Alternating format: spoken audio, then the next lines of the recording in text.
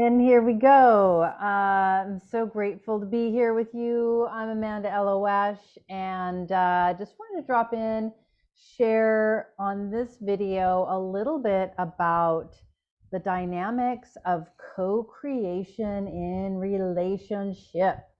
Co-creation in relationship. I am working with a couple, and we've been on this for a little while, and I cover in my book Elevationship, I cover this concept of co-creating. And I'm so glad that they asked. Like, I'm not totally understanding this because, if my partner does something really painful that I don't like, how could I have created that? I didn't want it. I didn't ask them to do it. And that makes sense from a very basic point of view, but we're going to drop in a little deeper. This is a bit of a mental twister. We're going to step into some non-duality. This is an opportunity to shift our consciousness, to think about ourselves, our relationships, and the world around us in a little bit different way. And that different way helps us to release victim mentality and the blame game, which sucks, and it's a no-win kind of game. This approach offers empowerment and hopefully inspiration to create a reality that aligns with the love that you have and want to feel more of in your heart. Does that sound good? I can't hear you. Oh, good. Okay, good. So, yeah, it's not necessarily the easiest thing to explain. As if it's a brand new concept that's not familiar, that we're co-creating the reality that we're in, but I'm going to do my best. And I really encourage you, if you have questions, if there's something that I explain that doesn't make sense, if there's a term I use that doesn't make sense, please reach out, whether it's in the comments, whether you DM me, whether you send me an email message, whatever way you can. Please always feel free to reach out to me. I love questions. There are such things as stupid questions, but you're not going to ask one of them. I know it. I can feel it. All the questions that you have are brilliant, and I want to hear them. So, at the subconscious level, we're going to talk about the subconscious level. We are unconsciously playing out old traumas. So if you had an upbringing where mom and dad were never home and it was kind of scary to be home alone and you had to take care of yourself a lot and you didn't really feel like there was anybody there for you when you needed them, or some other similar experience, you might have abandonment wounding, or say you lost a parent early on, or there was a divorce that took you away from a primary caretaker that meant a lot to you. There are all different reasons that a human can experience an abandonment wound. These programs, these wounds that we experience, it's like that child self puts together the rationale and understanding based on that very limited childlike perception of themselves and the world around them, which often is, I'm the center of everything. I caused this. I deserve it. Oh no, if I'm abandoned, I'm not going to survive. There's all kinds of ways that a child thinks about themselves and the world around them that are limited and likely inaccurate. And when a trauma happens at that age, the ideas about self and the world get highly imprinted by that trauma. And those programs become like movies that like we hit the play button on every time that wound gets triggered. It's like we're pressing the button and that movie starts to play, where we believe that we're going through basically the same experience that we did as a child. The location, the set may be different, the characters may be different, or I should say the actors may be different, but we're putting ourselves through the same experience. It's a program that goes into action. When they're in motion, we aren't really present with what's actually happening around us. We're running a program and we tend to translate the people, the objects, the experiences around us through the filter of that movie. And whatever can support that movie that we're playing goes in and makes us feel really certain that this movie is accurate. What I'm making up about my circumstances, this is accurate. And this is also known as confirmation bias, which we tend to all have as humans. We tend to ignore and not even see, not even hear, not even register the things that are contradictory. So this is why it's so important to take care of the trauma before trying to resolve a problem. Otherwise, your limited perspective and programmed behavior will only produce more of the same, because we're actors in this movie that's playing out, and the way we engage with other people really highly influences how they show up in our movie, and our playing the movie in our own head limits how we perceive who is showing up and what they're doing. So on a little side note, I'm going to press pause on this co-created reality. When I was kind of growing up and doing all this introspective work that's kind of unusual for the elementary school age that I started to notice that when I was worried or upset or whatever heavy feelings I made up about a circumstance, that I started calculating it. I started journaling about it, and I found that I was about 90 to 98% wrong about all of the stuff I made up based on a couple of little pieces of reality that triggered feelings. All the stuff that I used to fill in the blanks, to connect the few little bits of reality, were almost 100% inaccurate. And that's what made me start to get really curious. Why am I making up such negative stuff? Why am I making up negative stuff that's always so inaccurate? That got me really curious. So that started my journey into looking at why do our minds do this? How do our minds function? What's going on? Why are we doing this to ourselves? Why am I doing this to myself?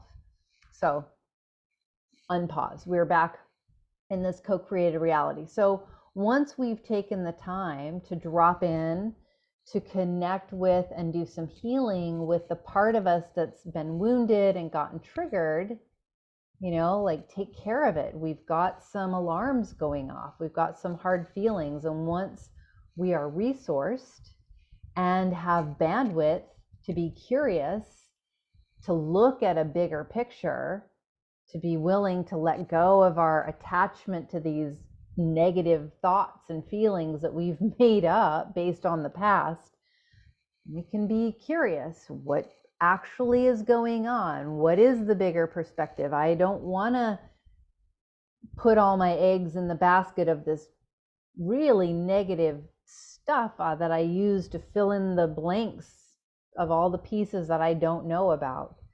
Once we get curious, then we have access to expand upon that limited myopic narrative that we had put together by our wounded and programmed self. So these wounds are actually looking for opportunities to get noticed, to get really loud, to get really big, to get really painful, because they're actually trying to get our attention. It's very much like if you cut your finger, it's important that you take care of it. That's why it hurts. It hurts to signal yourself, oh, I did something. I need to clean that up. I need to maybe put some salve on it. I should put a Band-Aid on it. I need to take care of this. Emotional wounding is the same. We don't fully process, metabolize, take care of it in the moment, which often doesn't happen when we're children experiencing trauma. It just gets shoved aside and we do our best to deal with it. And it's operating, it's showing up in our lives, it's limiting how we think about ourselves and the world around us. It is in play in a subconscious level. And those triggers are actually a beautiful gift that make it get really loud, like a cut finger or a bashed shin. You know, you ran into the bed frame again. Oh, that hurt. I need to take care of that, right? I need to pay attention to this. So that trigger comes up, and we often, the thing that happens in this moment of the trigger is like that trigger comes up and we believe the bullshit of the trigger. You know, we believe the past is happening again, and we fill in all these negative blanks and we let the trigger take over. But the trigger doesn't want to take over. All the trigger wants is for us to notice it and take care of it, to notice it and to heal it, to notice it and bring love and healing towards it. But the only language it has is the pain and suffering that it's in. It's like, if you know the I am Groot, you know, that little creature, all it can say is I am Groot. All this, whatever, all the abandonment, all the, just say it's an abandonment wound. All that wound can do when it's finally like been activated, it's like, all right, it's time to heal this. This has gotten triggered. Now I need your help. I need attention. I need love. I need you to show up for me. I need to know I'm safe. I need to know I'm cared for. But our conscious self, like, somehow is lost in this victim mentality, like, oh no, this is happening to me again. We like let that trigger like dictate reality to us, and it doesn't want to do that. It's like, take care of me. It's saying I'm in pain and suffering, so take care of me. So the elevationship approach is, all right, I'm going to take care of this. I'm not going to be like, you did this to me, you're bad, you made me feel this way. It's like, oh, I'm actually the one that needs to take care of this because the pain is right here. This is where the pain and suffering is. So it's housed inside of me, my body, mind, spirit, consciousness complex. So I'm the one that has to bring the healing to it. I need to show up. So there are many ways to show up and do this inner work.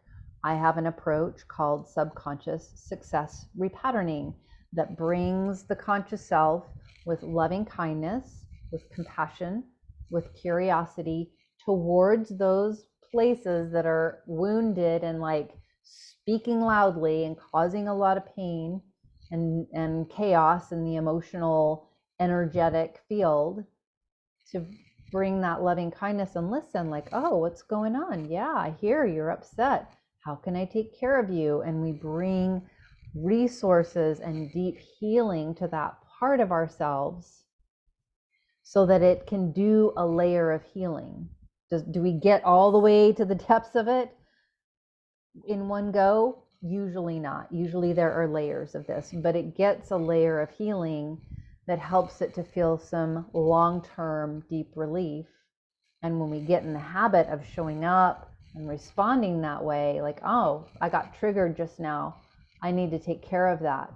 Oh, I just got triggered, I need to take care of that.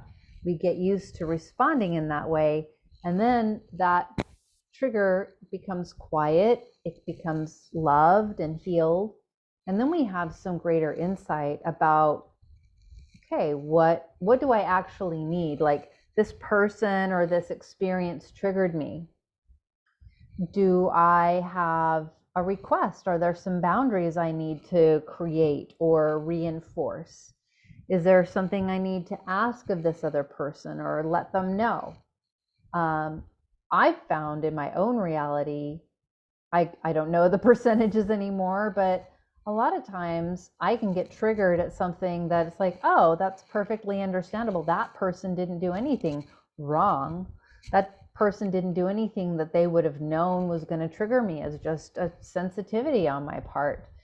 I'm grateful that I got this opportunity to look at myself more fully and do some deep healing. Yay! Thanks for that. I got to do some healing, empower myself, step outside of the blame game, be more free, be more full of love and kindness, and to take care of some old wounding that was long overdue in getting the love. That's the basic elevationship approach. And I'll use a little example. I hope this is not too confusing. I'm using like A and B as the names of people. So imagine two people in a relationship. Both of them have abandonment wounding. Okay. Person A makes a lunch date with a friend. Person B gets triggered because they weren't invited. This causes B agitation, and then they start to get critical, passive aggressive, and maybe even suspicious of A, and interacting with them in ways that are really unpleasant and kind of harsh. A feels that, feels the aggression, feels like what is going on? You're treating me like I'm doing something wrong. You seem like you're angry. Like, what is happening? And this lack of love, this harshness, creates a disconnect from A, and then maybe triggers A's abandonment issues. Like, here I am just living my life, doing the thing, loving my partner, and all of a sudden they're being really kind of mean towards me. They took the love away, and now I'm feeling abandonment issues, and that makes me feel very scared. And maybe A runs away when they feel abandonment issues. So, I've already got this lunch scheduled. I'm just going to take an extra long time with my friend. I'm going to get the love from my friend. I'm going to avoid coming home and spending time with B because B is being a B. B's a B. And then that triggers partner B even more because they're feeling even more abandoned. Man, I was needing the love. A has already left me alone and gone on this lunch and, made me feel like they don't love me, like they don't like me. And now they've been gone like 4 hours, no contact. They didn't tell me where, this was going to be this long. So now it's even more upsetting. At their core, both A and B want to feel loved. They both want to connect with the other. They want to feel cared for, but B has driven A away because of their own wounding in response to their wounding and unconscious behavior. And they don't even realize that they have played a major role in this bigger disconnect. So both A and B are feeling abandoned. Both are feeling victimized, both are feeling victimized, and both of them are hurt. So with an elevationship approach, say A makes that lunch date, B gets triggered, starts to realize, oh, I'm feeling agitated, I'm feeling upset. I'm going to take a moment to drop in and look at what's going on in here. Like, here's a program, here's a movie starting to play out that's a really unpleasant movie. I'm going to tune in and see what's going on. Oh, yeah, I'm listening, I'm feeling, oh yeah, there's that fear in my heart that I'm being abandoned. What's actually happening? My partner's going on a lunch date. Are they actually abandoning me? No, I just feel that way. What can they do about it? I'm gonna just talk to them, tell them, how I'm feeling in a loving, kind, and vulnerable, honest way. Hey, you're going to lunch. That's great. I'm sure you're gonna have a great time. I just wanted to share with you, I felt like some agitation, some like upset feelings. And when I dropped in, I realized that there's this fear of abandonment, like that you didn't invite me to go with you because you don't love me. And I'm sure that's not the case, but I could really use some reinforcement right now. I'm just feeling really triggered, that feels so much more connective. A is like, wow, I had no idea. This vulnerability and honesty brings out the compassionate side of A, and A is able to care, like, oh, babe, I love and care for you. A could say, you know what, you can come to lunch with us, or, well, this is, my friend really wants to talk about something that's very personal. But, how can I support you? Like, what do you need to feel supported? Then these two people are now on each other's side. They are connected. They are intimately connected. There's compassion flowing. There's, they can both work on a solution together. B can make requests. Would you just like call me, let me know when you're coming home? I'd like to have some time to connect with you when you get home. I'm going to go for a walk. I'm going to journal about this, to just kind of get some greater insights. And I'd love to share it with you and just get some extra cuddles from you when you get back.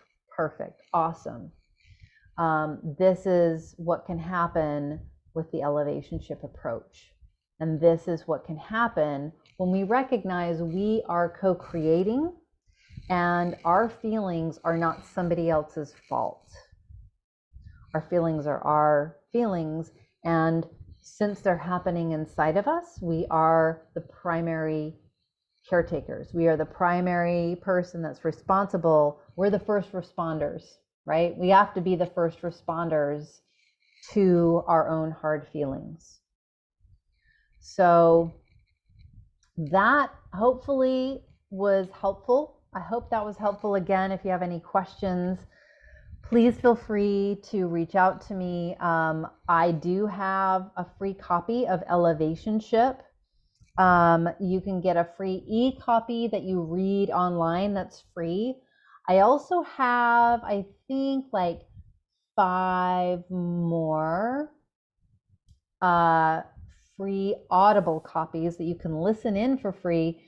It is from Audible, and they do ask that you write a review in exchange. So if you would like a free Audible copy and are willing to write, hopefully a 5-star review for me would be great, but write an honest review, then please reach out to me. I'll give that to the first 5 people. And the sooner you write that review, the sooner Audible will give me more free copies to give to other folks. So, but either way, you can get a free copy of Elevationship.